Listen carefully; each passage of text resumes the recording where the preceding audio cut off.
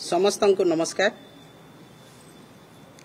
आज नुआपड़ा उपनिर्वाचन पाई बिजु जनता दल तरफ आमर प्रिय नेता सर्वमान्य नेता बिजु जनता दल सभापति पूर्वतन मुख्यमंत्री वर्तमान विरोधी दलर नेता मान्यवर नवीन पट्टनायक महोदय मते प्रार्थी भाव घोषणा करिथिबारु मो तांको हृदय सहित कृतज्ञता एवं धन्यवाद अर्पण करुछि। मो कोटि कोटि प्रणाम जनाऊछि तांको जे से मो उपरे विश्वास एवं भरोसा कले। मो दल पई जो काम करिछि ओडिसा लोकंक पई काम करिछि बिजु जनता दल रो कर्मकर्तांक पई नुआपड़ारे मो 4 वर्ष रही कि ऑब्जर्वर भाव काम करिछि।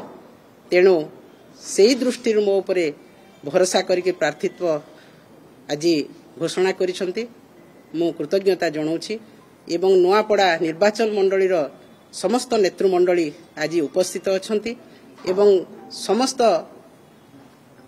नुआपड़ा वासी को मो प्रणाम जनाऊछि। तांकर आशीर्वाद तांकर मो उपरे निहाती भावरे रहिबो एवं विपुल संख्या रे विजयी करेबे।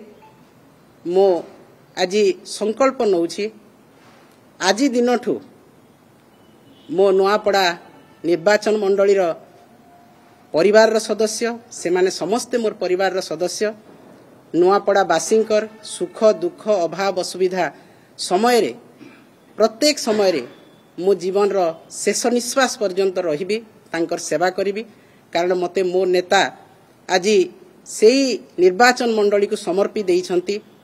मो तांकर सेवा करिबी जीवन रो शेष निश्वास पर्यंत एवं समस्त नुआपड़ा वासी मो प्रणाम जनाऊछि तांकर आशीर्वाद भिक्षा करूछि एवं बिजु जनता दल रो समस्त कर्मकर्तांकर कठिन परिश्रम रे निश्चित भाव रे बिजु जनता दल विजय हेबो।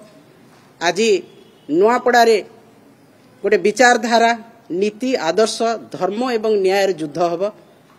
ए निर्वाचन रे धर्म संस्थापन हेबो न्याय संस्थापन हेबो एवं जो माने नीति आदर्श बाहरे अधर्मर निर्वाचन लड़िबा को चाहुछंती नुआपड़ा बासी निश्चित भाव रे तांको उचित जवाब देबे एवं ठिकना समय रे जवाब देबे।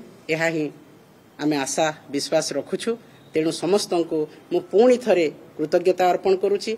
मोर नेता प्रिय नेता नवीन पट्टनायक महोदय को हृदय सहित कृतज्ञता जनाऊछि जे आज दल पई मते गोटे गुरु दायित्व देइछंती प्रार्थित्व करिसंती एवं निश्चित भाव रे मु सेही दायित्व निर्वाह करिवा सहित दलर प्रार्थी भाव रे लोकंकर आस्था भाजन हेबी एवं दल को निश्चित भाव रे विजय करिवा पई चेष्टा करिबी।